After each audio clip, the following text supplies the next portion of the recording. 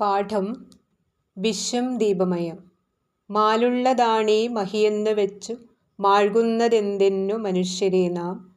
തൻ സൃഷ്ടിയിൽ പെട്ടരതിന്നു മീശൻ സ്ഥാനത്തെ നൽകേണ്ടത് ധർമ്മമല്ലേ.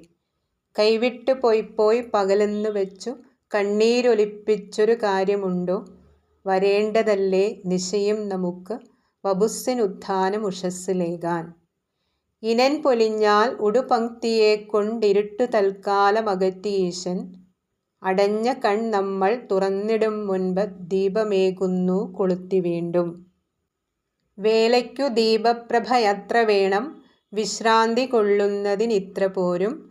അതായിരിക്കാം പൊരുളപ്രവൃത്തിക്കജൻഹിതം മർത്യനറിഞ്ഞു ചെയ്വോൻ. വിളക്കു കത്തിപ്പതിനന്തിയായാൽ മിന്നാമിനുങ്ങും ത്വരയാർന്നിരിക്കെ, ദീനത്വമെന്തിന്നു നമുക്കു മാത്രം തീക്കോലുരയ്ക്കാൻ തിരിയിൽ കൊളുത്താൻ. അല്ലെങ്കിലും സ്വച്ഛ വിവേകദീപം അകത്തു കത്തുന്നളവേതു ധീരൻ. വിഷാദമേന്തും വിധി ദൂരെയെങ്ങോ വിയത്തിൽ മിന്നിച്ച വിളക്കുകെട്ടാൽ. ഉണർന്നിടാമെന്നു നിനച്ചു തന്നെ ഉറങ്ങുവാനോർപ്പതു നമ്മളെല്ലാം.